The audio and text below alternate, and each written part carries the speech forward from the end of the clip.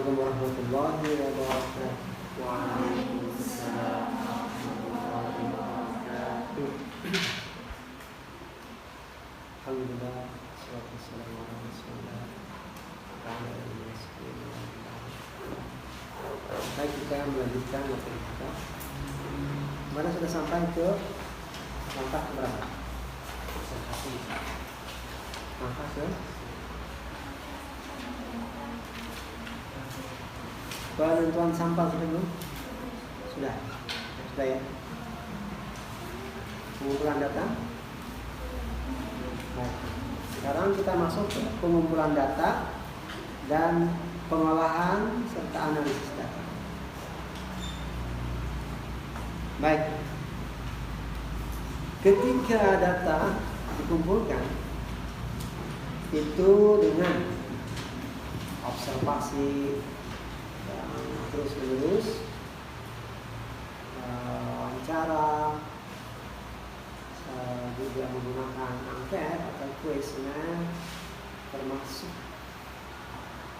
kita meminta data dan dokumen atau kita melaksanakan tes dan sebagainya. Data-data tersebut harus diolah dan dianalisis. Ya, proses analisis data atau pengolahan data ya. Analisis data itu ada ditempuh dengan 3 langkah. Pertama, reduksi data.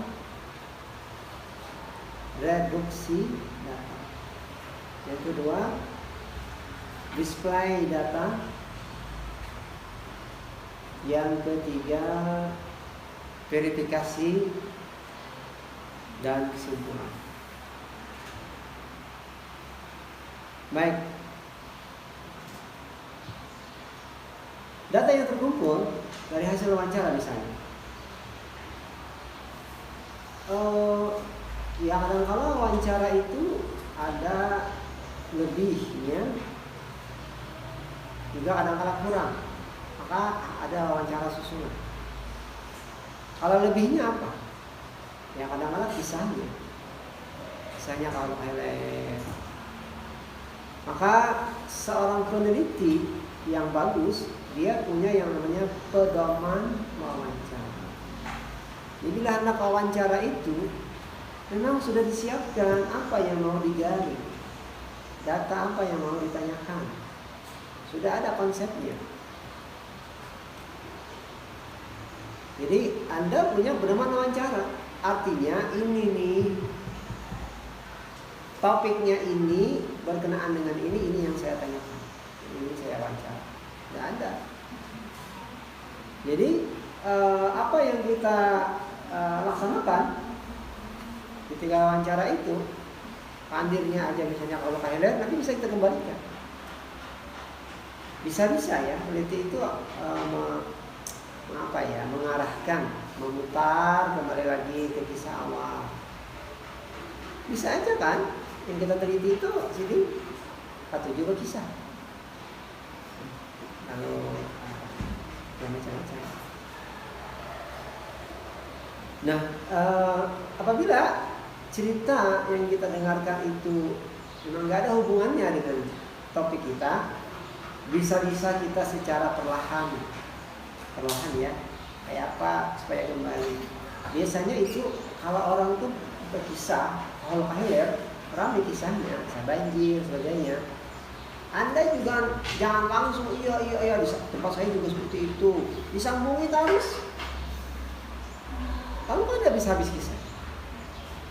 Caranya apa? Ya kita dengarkan aja. Oh begitu. Ya, gitu. Ini sambungi terus. Ya pas banget Pak, jangan dulu kayak itu juga. Tak baru sok ya. Sama akhirnya. Nah kalau kita gimana cara kita menghentikannya? Dengarkan aja. Dengarkan. Nah kalau suatu saat sudah habis kisah sih Den. Nah jadi gini Pak, sampean ketika mengajar itu metode apa yang digunakan? Tadi itu. Nah ini bisa-bisa. Jadi jangan bikin mereka itu tersinggung. Resume-nya apa langsung dipotong. Lain itu aja kisahnya ini nggak lama ini. Nah, bisa ya. Ya karena kita punya pedoman wawancara, harus diselesaikan yang mau kita tanyakan dulu. Nah, apabila ada sesuatu yang masih kabur, itu diperjelas di wawancara penajaman. Karena kadang-kadang setelah wawancara itu kita ke lapangan, belum tentu yang sudah disampaikan itu sesuai dengan di lapangan. Belum tentu. Nanti kita ada ragu-ragu. Kenapa jadi begini, kenapa jadi begini. Ada wawancara kedua.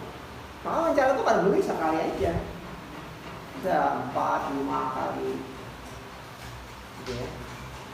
Penajaman. Nah, data yang kita kumpulkan dari wawancara itu kan banyak ya. Kadang-kadang dalam rekaman dan sebagainya. Itu datanya masih simpang siur. Walaupun sudah dapat kita apa yang kita maksud. Nah, dalam analisis data, yang pertama kita lakukan itu apa? Reduksi data. Reduksi data artinya penyederhanaan data. Kayak membuat sebuah abstrak kecil, gambaran data yang diperoleh secara lebih singkat, mudah dipahami, dan bisa dipertajam. Nah, ya kisah yang panjang-panjang tadi kan, coba aja kisahnya atau keterangannya tuh kan, intinya tuh kan paling beberapa kata aja. Nah, artinya kita melaksanakan penajaman pada apa yang seharusnya kita dapatkan, membuang yang tidak penting dibuang, yang ada hubungannya dengan kita itu dibuang, mencari mana yang lebih pokok untuk kita rekam, untuk kita jadikan data faktual. Nah, data tersebut nantinya akan menjadi hal pokok yang menjadi data lapangan yang akan membantu kita dalam merumuskan masalah dan mempermudah desain penelitian yang akan ditempuh pada langkah berikutnya, yaitu display data. Oke, setelah reduksi data kita masuk ke display data. Display data itu maksudnya kita mengorganisasi data. Ya. Kita meramu data. Membuat klasifikasi data. Membuat kategorisasi. Membuat sintesis. Menyambungkan atau menghubungkan antara satu data dengan data yang lain. Itu namanya disebut dengan display data.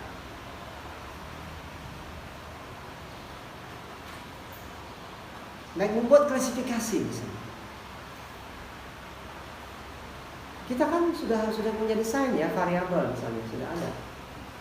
Data tentang kehadiran, data tentang mengerjakan tugas, data tentang perhatian dalam pembelajaran, data tentang sering tidaknya siswa bertanya. Dari hasil wawancara itu ini masuk kemana ini? Ini masuk kemana? Kan kita wawancara itu kadang-kadang satu pertanyaan bisa menjawab kadang-kadang 5 jawaban. Ya, bisa. Karena kan masalah itu kan saling berkait antara satu dengan yang lain. Kita bertanya itu. Ada orang bertanya tuh sesuai dengan apa sih ini, kan jawabannya juga harus tekstual ada.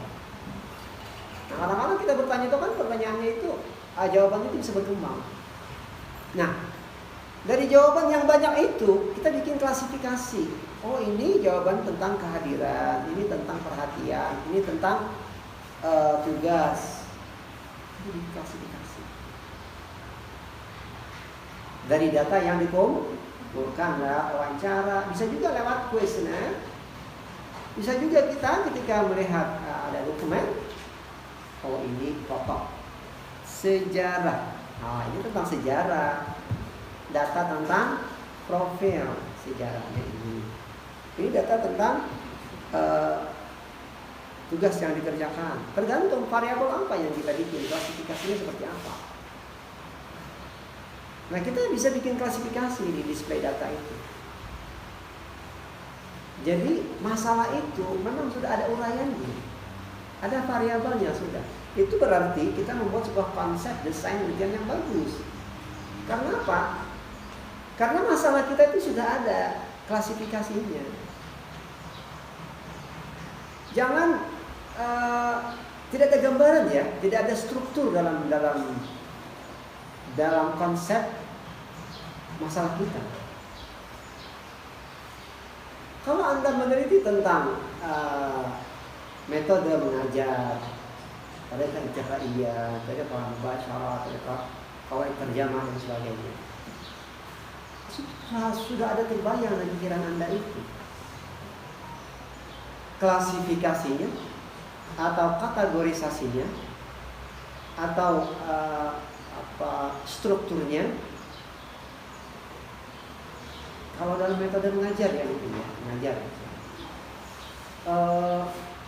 itu karakternya apa, ciri-cirinya apa, langkah-langkahnya apa, prinsip pembelajarannya apa, itu sudah ada bayangan. Jangan bengong nanti, ini yang saya teliti apa ini. Kenapa orang bisa bingung seperti itu? Kenapa? Dia nggak baca. Nggak tahu dia teori ini, nggak tahu.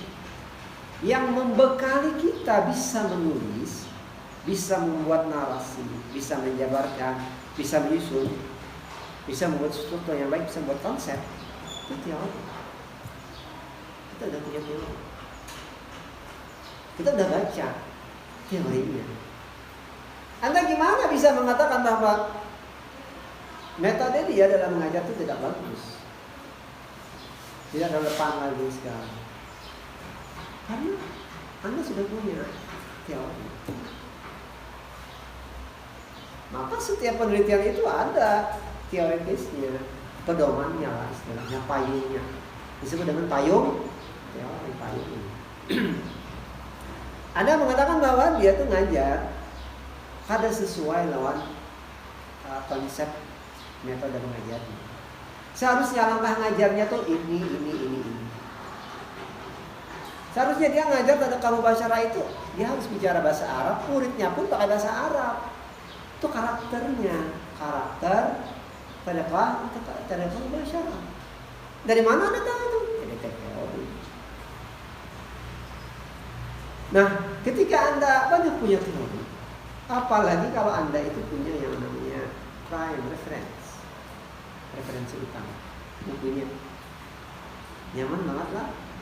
Anda meneliti evaluasi pembelajaran bahasa Arab, bukunya Anda evaluasi pembelajaran, wah, lengkaplah situ teorinya Anda.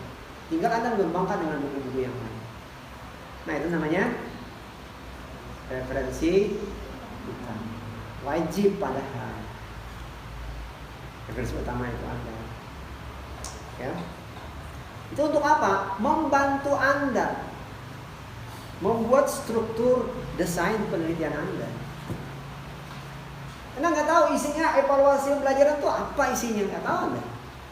Yang dibahas apa? Nggak tahu dia. Baca bukunya. Yang dimaksud evaluasi itu apa? Oh, ini pengertiannya. Nah, konsepnya kan itu ada pada teorinya nanti. Struktur pembahasan Anda itu secara teoritis ada di bab 2.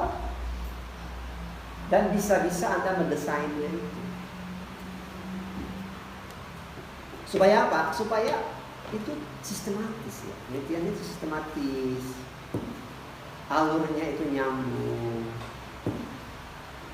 Konsepnya jelas. Jelas. Kelihatan semua konsep. Anda paham ya konsep ya? Ya, saya sering menggambarkan konsep bangunan itu apa. Coba kalau ada lantainya, ada atapnya. Itu bukan rumah itu bisa kandang kambing, lain rumah. Konsep rumah ya ada ini. Itu terstruktur namanya, terkonsep dengan baik, terstruktur baik. Nah, maksud saya dalam topik pembahasan Anda itu sudah ada desain penelitiannya, sudah ada gambaran klasifikasinya apa yang mau Anda teliti, itu poinnya apa. Poin yang Anda teliti itu apa? Itu disebut dengan variabel penelitian. Itu kalau dalam teori bisa disebut dengan kerangka pemikiran. Kerangkanya itu jelas strukturnya. Apa yang ada dalam teori Anda harus ada dalam pembahasan Anda di bab 4. Apa yang Anda bahas di bab 4 harus ada teorinya di bab 3. Nah, ketika Anda masuk ke display data, Anda kan sudah punya gambaran ya, poin-poin yang Anda teliti itu apa? Harus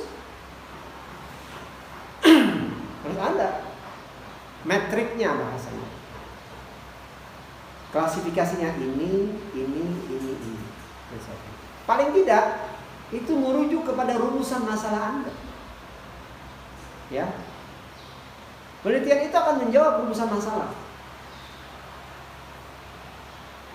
Semakin bagus rumusan masalahnya, semakin bagus gambaran narasi penelitian. Kenapa? Sudah jelas yang dibahasnya apa? Itu di rumusan masalah. Nggak boleh lari Anda dari masalah itu. Dari apa yang Anda bahas dari rumusan masalah. Rumusan masalah itu kemudian bikin klasifikasi. Jadi terstruktur sudah. Nah, Anda ketika masuk ke analisis data, kan sudah ada poin-poin yang memang harus Anda temukan. Oke lah, bikinlah klasifikasinya ini. Bisa Anda juga bikin kategorisasi. Bisa aja itu di penelitian kuantitatif misalnya ada penilaian. Ini kalau misalnya dia mampu beberapa poin, berarti kan dia punya kompetensi yang kategorinya tinggi. Kalau dia cuma dapat separuhnya, dia mungkin kompetensinya sedang. Kalau dia sedikit sekali, berarti kompetensinya bisa kita kategorisasi. Atau di penelitian kemampuan, kalau dia kan kategorinya bisa mampu sekali, mampu, sedang, kurang mampu, atau tidak mampu. Nah, ini Anda kan ketika melemparkan kuesioner, Anda sudah bikin klasifikasi. Ini kalau yang mampu sekali berapa orang menjawab mereka, atau dari hasil tes. Yang sedang mampunya berapa, yang tidak bisa. Nah, itu kita bikin kategorisasi pada desain penilaian. Kemudian kita bisa bikin sintesis dan sinkron data. Orangnya misalnya, ketika Anda mencari kehadirannya, setelah Anda melakukan observasi, orangnya pada hadir terus nih. Jadi sekali 2 kali hadir terus. Ketika dia menjawab, apakah Anda selalu bertanya ketika proses pembelajaran berlangsung? Sering sekali. Padahal pertama kehadirannya sudah ada. Anda sendiri melihat itu enggak datang. Gimana orang dia bisa sering bertanya? Anda kan melihat, enggak ada. Sinkronnya seperti apa? Nah, itu sinkronisasi. Nah, bisa nanti data yang kita kumpulkan itu ada yang kita ragukan jawabannya, itu diulang. Seperti apa? Ada kita ragu-ragu misalnya. Ada pertanyaan yang nggak dijawab mungkin. Nah, itu kita ulang. Jadi yang disebut dengan display data itu adalah mengorganisasi data, bisa dengan membuat klasifikasi, bisa membuat kategorisasi, sintesis data, sinkron data, menghubungkan antara satu data dengan data yang lain. Itu namanya display data. Ya. Nah, membuat dan menganalisis data menggunakan display data itu tergantung kemampuan orang menganalisisnya. Kemampuan orang melihat secara tajam, kritis, apa-apa yang tidak ada. Ada mereka yang berpikiran, oh ini tidak apa-apa, biar aja. Ada yang kritis. Kritisnya itu apa? Dia sudah memuat apa-apa yang kecil-kecil juga sudah tercover. Kalau dia biasa-biasa aja, itu kan dalam topik minat misalnya, kehadirannya nggak dia bikin poin. Masa orang bertanya, kenapa kamu nggak menghitung kehadiran dia? Padahal tanda orang berminat itu ya kalau hadir. Kenapa kamu enggak? Nah, itu salah. Tinggi ya. Ya udah, itu poinnya kurang. Artinya dia nggak kritis. Nah, yang bagus itu dia telah merinci secara substansi apa-apa yang memang menjadi topik bahasan dia. Walaupun dia memunculkan itu dalam narasi yang general, yang umum, tapi yang lainnya itu masuk di situ. Kenapa ini? Oh, ini masuk di sini udah. Bisa seperti itu. Oke ya. Jadi display data itu diantaranya supaya kita itu mudah memahami alur topik yang kita bahas. Artinya kalau orang membaca tentang hasil hitung kita itu disusun secara sistematis, bagus, hubungan antara satu dengan yang lain itu terjawab. Dan kalau orang baca, dia gini, ini kenapa gini ya gini. Kalau dia punya ada jawabannya di bawahnya. Pertanyaan orang itu berikutnya ada terjawab berikutnya. Ada. Sering kita baca ya, baca sebuah tulisan, ini kenapa ini? Padahal ini kan, padahal itu ada di bawahnya jawaban dia. Apa yang orang baca sudah ada dalam pikiran dia. Semua itu tercover dalam sebuah display. Jadi gak akan banyak muncul pertanyaan setelah itu.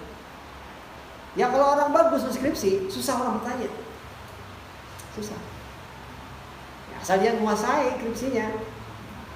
Ini bagus banget. Dari tahun lalu dan lagi misalnya. Nah, itu berarti plagiat lah. Ya. Itu orang mulai bagus banget skripsinya. Kan tahu isinya. Sudah mengambil ampun orang. Dalamnya ada tahu pulang. Gitu ya. Ya kalau orang bikin skripsi, Anda ini bikin skripsi ya dengan segala payah susahnya gitu ya. Tapi selesai. Anda paham strukturnya. Anda paham apa yang ditulis bab 1.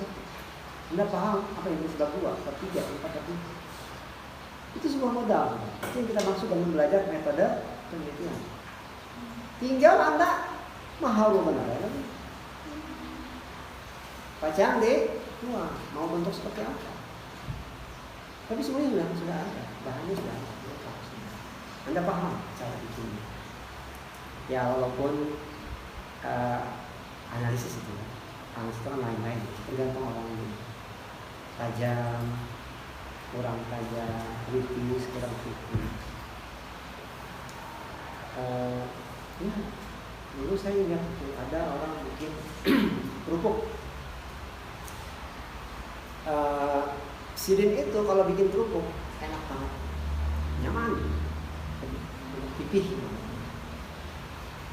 Yang penting bila sidin itu ngolah, bila sidin jual aku terus masih kan tua, ini nggak bisa lagi bikin. Lalu anaknya, keluarga, anak mengolah juga itu. Bahannya sama, airnya sama, bawangnya sama, dipuntar gitu sama,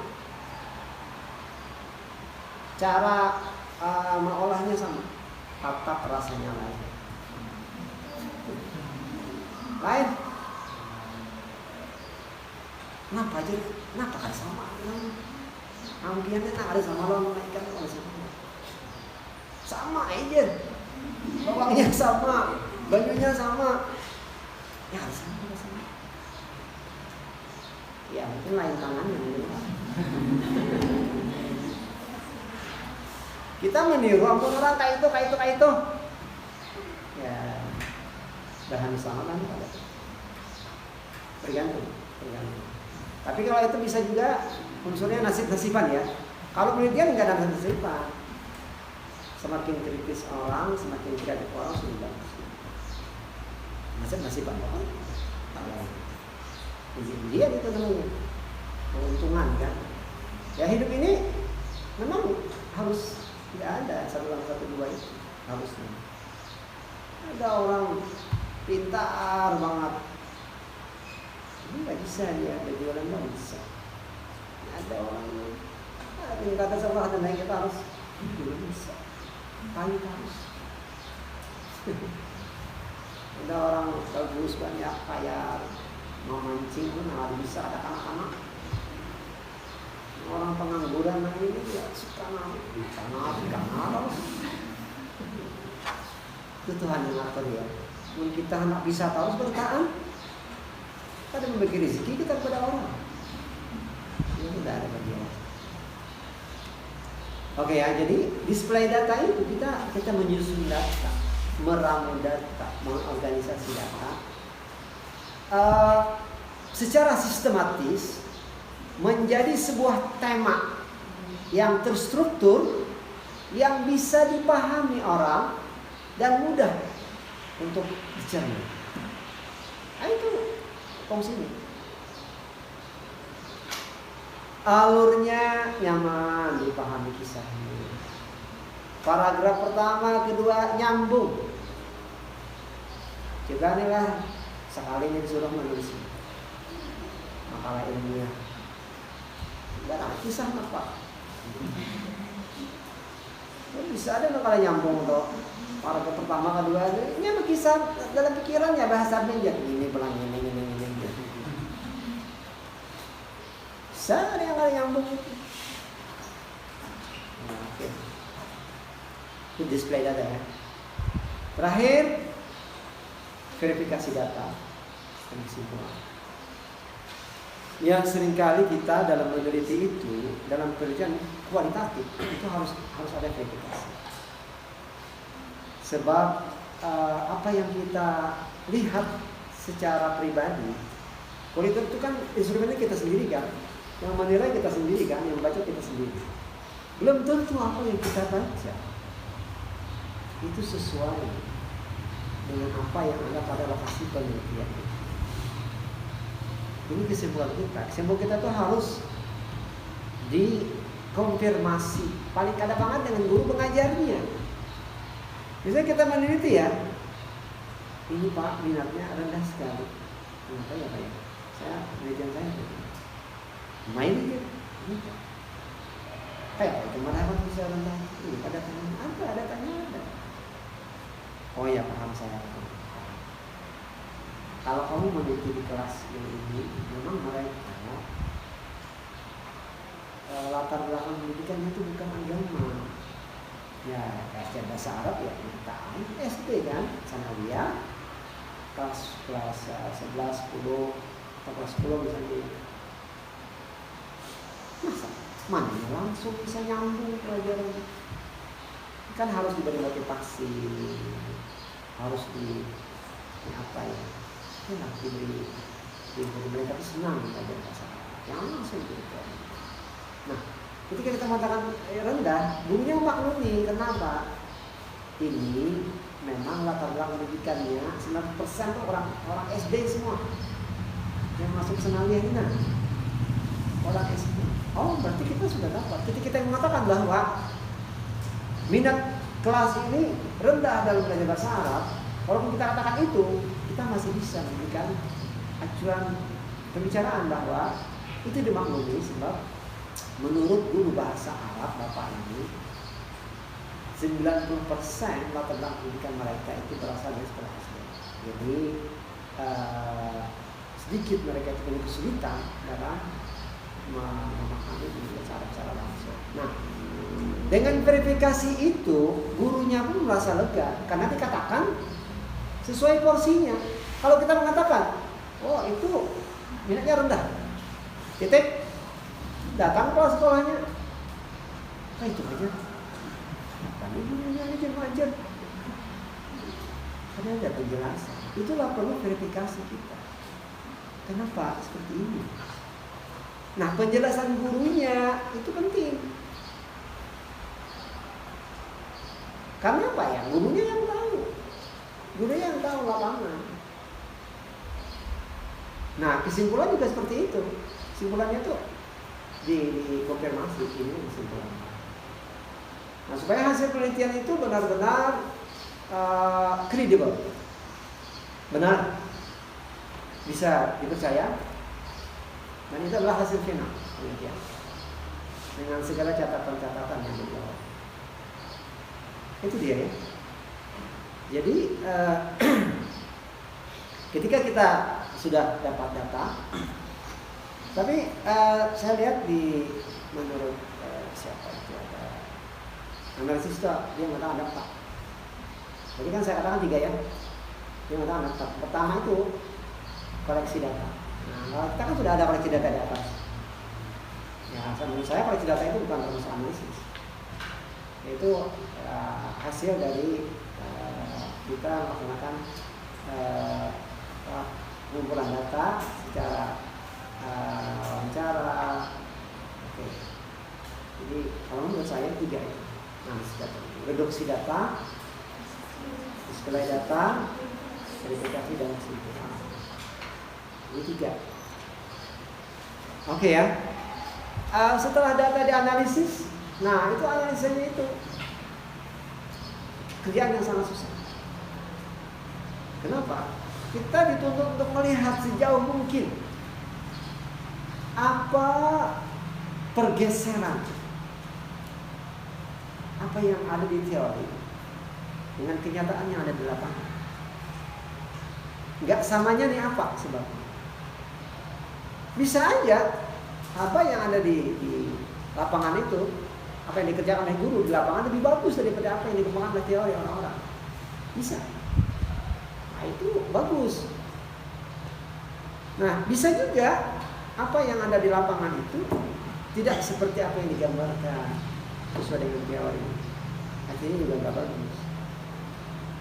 Bisa. Nah, disitulah kita bisa menguraikan kenapa pembelajarannya itu tidak bagus, karena tidak sesuai dengan langkah-langkah yang dianjurkan. Sedangkan secara teori seperti itu. Kenapa? Dia kan menggunakan metode tariqah mubasyarah. Tapi ternyata murid-muridnya ya ada yang bisa bicara bahasa Arab. Kenapa? Dia nggak melaksanakan teori yang dikembangkan. Secara teori kan ada langkah-langkahnya. Bahwa gurunya kita ngajar harus pakai bahasa Arab. Muridnya juga bicara bahasa Arab. Itu dia laksanakan. Nah, itulah akhirnya kita dalam analisis kita itu kita menjabarkan sebabnya adalah ini. Okay. Nah, jadi sejauh bisa kita melihat secara mendalam apa yang terjadi di lapangan dihubungkan dengan teori yang dikembangkan, kita bisa melihat benang merahnya. Disitulah titik analisis bisa kita melihat. Dia bagus belajar sebab dia melaksanakan sesuai dengan langkah-langkah yang dianjurkan. Bahkan dia lebih kreatif dalam mengembangkan langkah-langkah tersebut dengan menambah ini sebagainya. Bisa.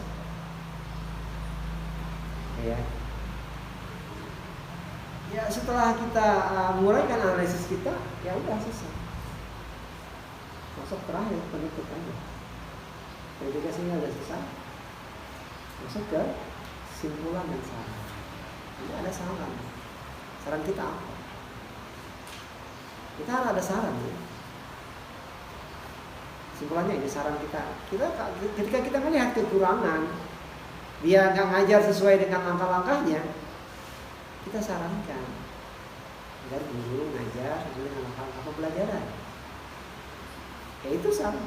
Kan skripsi itu kan harusnya memberikan masukan, ya kan? Temuan, ada temuan. Temuan itulah yang dipaparkan. Nanti disampaikan dalam wujud saran. Saran supaya pembelajaran lebih baik. Nah, itu. Oke ya. Jadi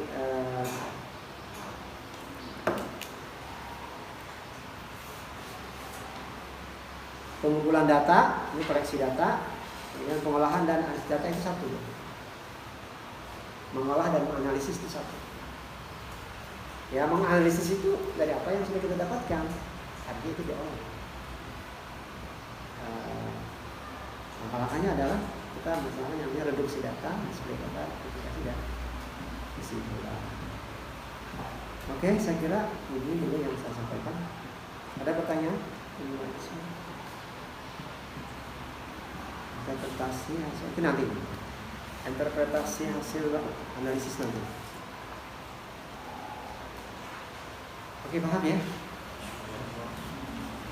Ada pertanyaan?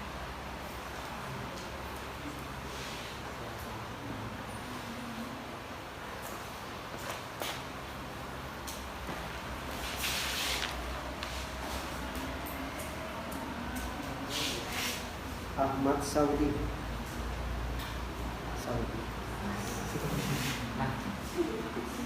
Aulia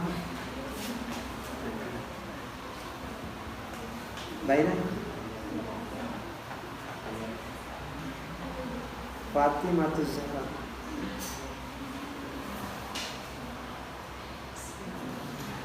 Al-Watu Zaki Hikmah Habibah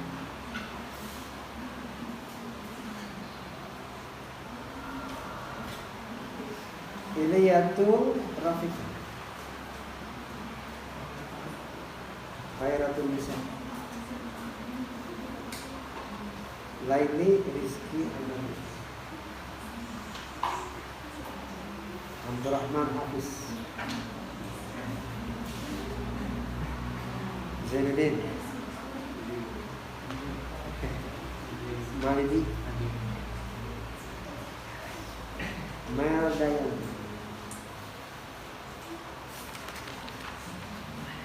bisa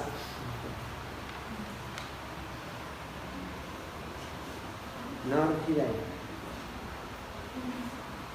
Benny Aziza Rifki Adil Rina Rufida Saudara Siti Hajar Siti Maulidi Siti Rahmania Sri Maulidi kita Wahidah Yulianti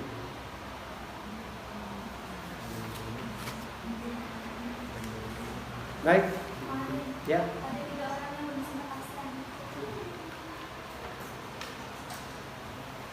Oke ya, secara umum dari mengumpulkan data, cara mengumpulkan data, biasanya Anda itu nanti ada metriknya ya, metrik. Misalnya data tentang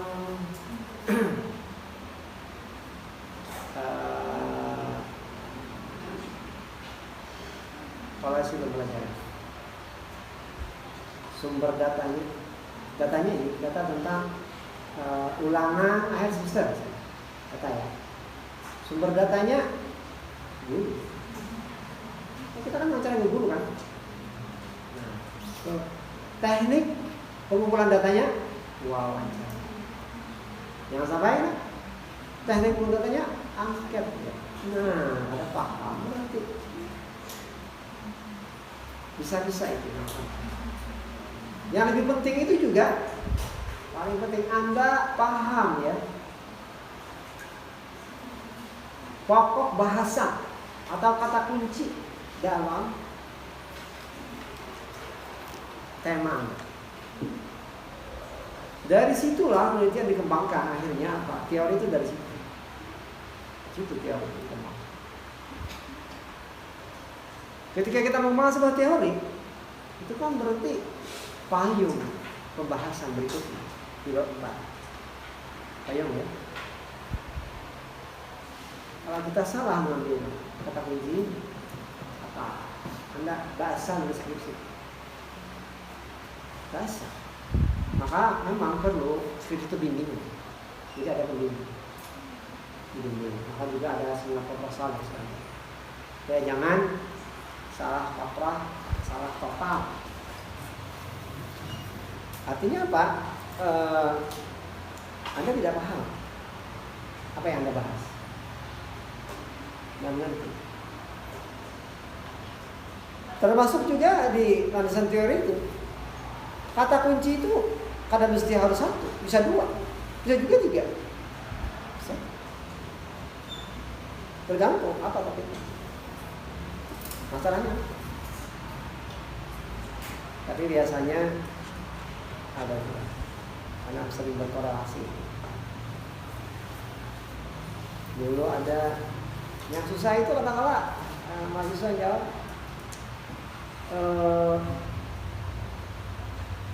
dulu ya, inna, harfu inna, taukid kan, inna. Di surati Al-Mulk. Kenapa Anda membahas ini? Surah Al-Mulk ini? Karena surat Al-Mulk ini banyak fadilahnya.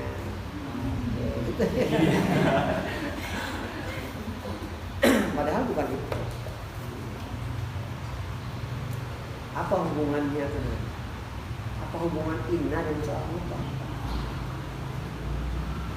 Bisa aja karena inna di sana tuh banyak sekali. Bisa aja. Atau ada inna yang aneh di situ. Inna huruf lain, inna orang. Di situ ada yang memang ganjil, yang menarik pembahasan.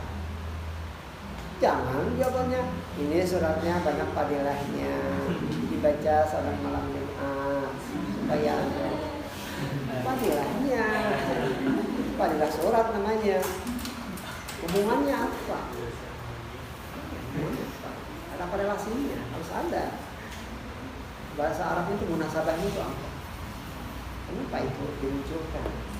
Kenapa kamu nggak membahas surat Yasin aja? Fadilahnya juga. Nah itu yang itu jawab. Kalau dia menjawabnya ada banyak fadilahnya kan? Yasin juga. Kenapa kamu nggak bahas surat Yasin? Nah itu ya, menghubungkan antara topik dengan pokok masalah. Apa? Bisa-bisa ya. Oke ya, saya mengharapkan Anda sudah tahu, ngerti, paham strukturnya. Apalah ada bab-babnya nih. Coba saya tanya satu orang. Yang mana hafal masih?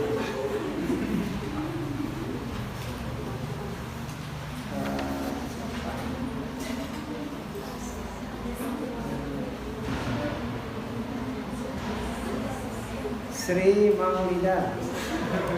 Benar Sri Maulida? Iya. Penelitian lapangan. Kualitatif. Menerima bab. Bab satu apa? Bab satu pendahuluan. Bab dua landasan teori. Yang tiga bab empat. Bab lima lelakian. Jangan tahu dihafal kalian.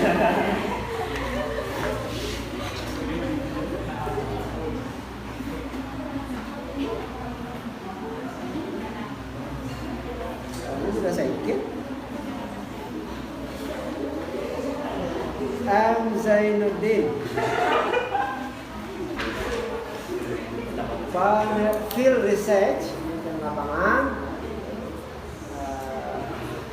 kualitatif 5 bab. Pertama apa? Kedua landasan teori. 3 4 sampai 5. Ya lah. Itu hanya hafalan itu hanya.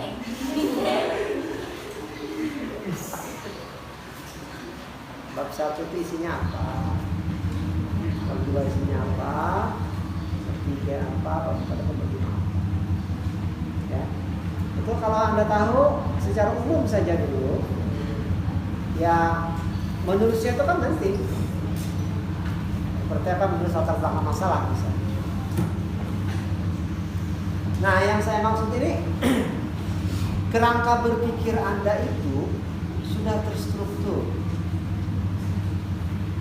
Anda paham apa itu sebab dua itu seperti apa, merancangnya, mendesainnya. Ya jelas antara satu masalah dengan yang lain, satu judul yang lain juga sama. Kalian mendengar biasa pengertian, kemudian ada apa ruang lingkup, tujuan, langkah-langkahnya. Nggak mesti harus itu. Saya mengarang aja tempat-tempat. Dan bahasan kalian benar sih. Strukturnya ya bagus-bagus gitu. Sehingga itu adalah sebuah miniatur konsep dari pembahasan yang Anda kembangkan. Sudah melihat orang bahwa yang yang Anda bahas itu seperti itu gambarnya. Konsepnya itu terstruktur gambaran itu. Nah, yang lebih rumit kalau di bab 2 mudah Anda kan?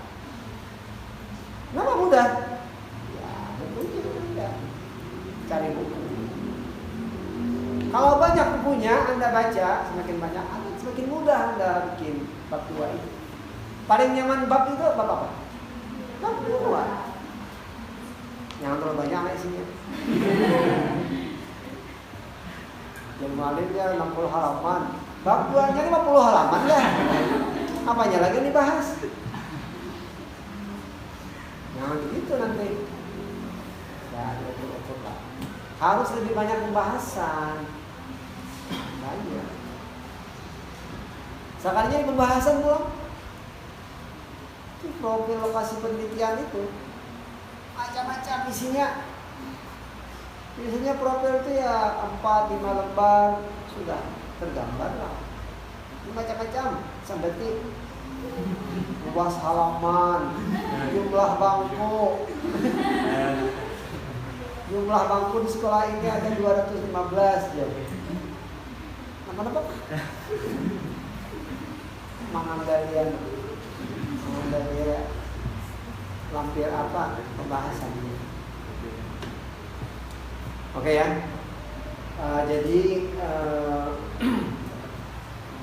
yang penting Anda secara umum paham struktur, desainnya,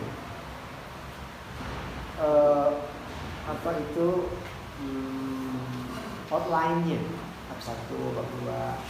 Bab 2 itu strukturnya seperti ini. Nah, yang lumayan rumit, Anda mengatur struktur di bab 4 pembahasan. Tapi kalau Anda sudah membuat klasifikasi, Anda sudah membuat poin-poin yang memang harus Anda bahas, tinggal Anda mencari datanya, wawancara, angket, tes, masukkan. Ya, analisis itu ya tergantung sampai di mana kita bisa melihat benang merah yang ada dalam data-data yang kita dapatkan. Itu dia. Nah, biasanya analisis itu sangat bergantung kepada ketelitian dan daya kritis orang menjalankan dan bisa menarasikan. Maksudnya apa? Bisa mengolah uraian katanya tenang, menjabarkan pikiran itu dalam kata-kata yang mudah dipahami, alurnya nyaman dibaca, sistematis itu apa? Tersusun, nyaman, nah itu dia. Itu nyaman dipanterakan, mari diga. Saya ngajar nyaman, cuma ini sambat-sambat gini aja. Ya lah itu tugas saya kan. Yang susah ya nanti ke lapangannya, nggak dapat datanya, kayak apa ini, minyaknya ini. Tapi tugas saya memahamkan yang daripada. Artinya Anda itu sudah ada gambaran cara bikin. Karena nanti kita lihat nanti ya skripsi kita tayangkan ini kesempatan lain kan.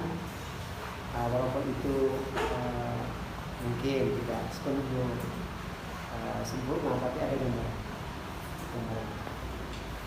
Gimana bikin konsep ada sampai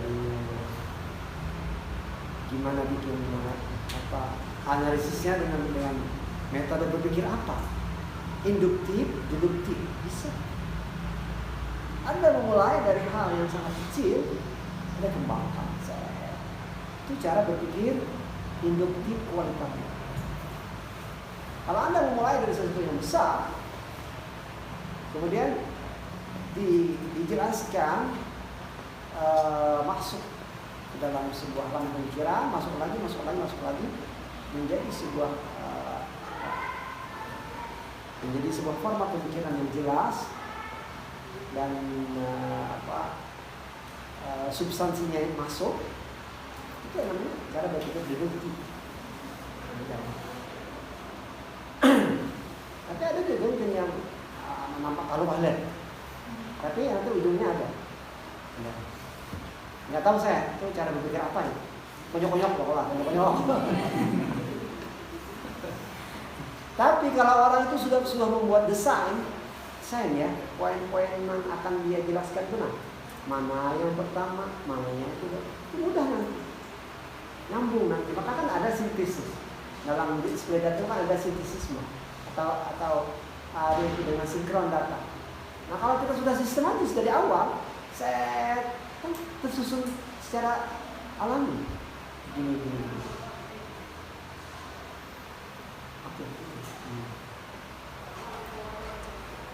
Oke ya, saya kira ini yang saya sampaikan. Masih ada pertanyaan? Oke.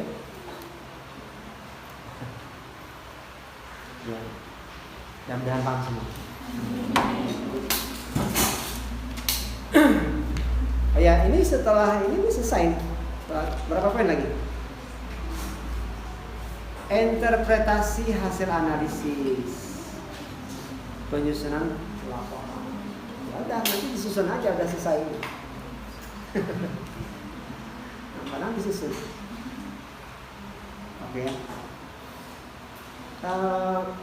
Laporan hasil penelitian itu 24 laporannya. Ya bahasannya nanti mas. Laporan bisa kita mulai dari profil lokasi penelitian. Yang kedua, penyajian data disajikan. Poin-poin tadi apa? Data ini kita dapat dari pas wawancara dipaparkan. Lalu masuk ke poin analisis data. Analisis apa yang kita dapatkan dari data itu? Dijelaskan, disinkronkan, diklasifikasi, dikategorisasi, memunculkan akhirnya sebuah format pemikiran yang substantif, yang menggambarkan hasil penelitian secara spesifik, dan itu bisa dipertanggungjawabkan karena memang telah kita butuhkan.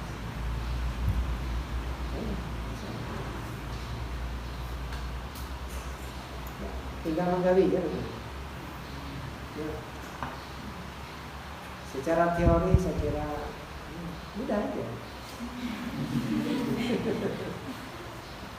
Tapi praktiknya ini belepotan nanti. Kadang-kadang nggak sama ya. Antara teori dengan di lapangan nggak sama. Kayak orang belajar bahasa Inggris ya. Where do you go? You can speak English well? Wah, pintar bahasa Inggris. Datang ke Inggris. Dia nggak paham ya.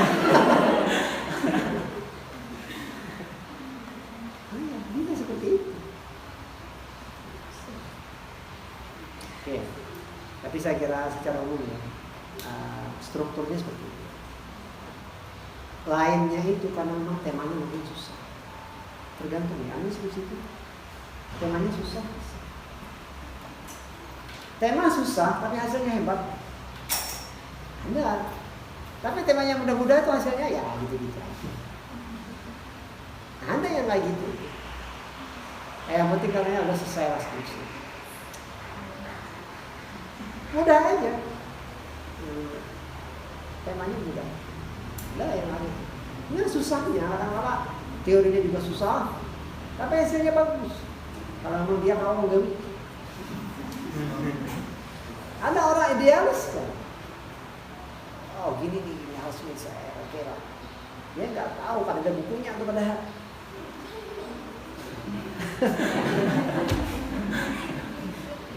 Bukunya tuh ada, paling ada 1, 2. Ya, apa? Tapi secara mentereng judulnya tuh hebat. Ada yang kayak gitu. Akhirnya apa? Tiba-tiba ada orang hasilnya terakhirnya. Ini yang dulu kayak gini rajin kuliahnya dengan dapatnya yang kayak gitu tuh. Yang judul lah kayak ini banting setir rasa. Kenapa? Susah. Ya jangan juga lah terlalu idealis. Yang kalian kena awang gawi. Kalau awang ya bagus, maksudnya bagus itu yang juga mentereng itu bagus. Orang belum pernah menulis dia aja. Tapi jangan juga yang udah kalau amat apa itu ya sudah Baradatus itu udah nulis itu.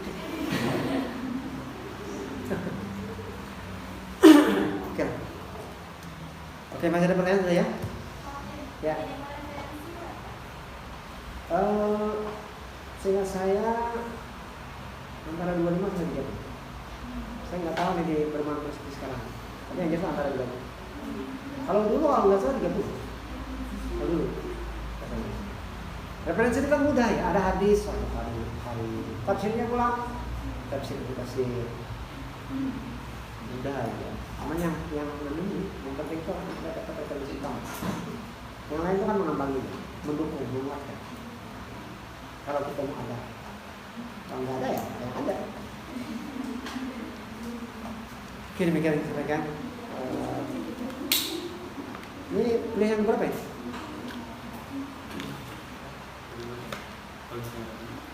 1, 2, 3, 4, 5, 6. Sama ya? Pertemuan yang ke-6 ya?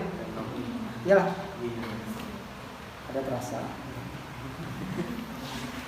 Assalamualaikum warahmatullahi wabarakatuh.